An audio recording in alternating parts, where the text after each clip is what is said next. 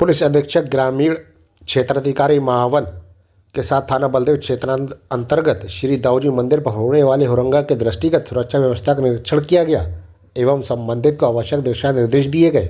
आप देख रहे हैं मथुरा से राजीव सिंघल की रिपोर्ट।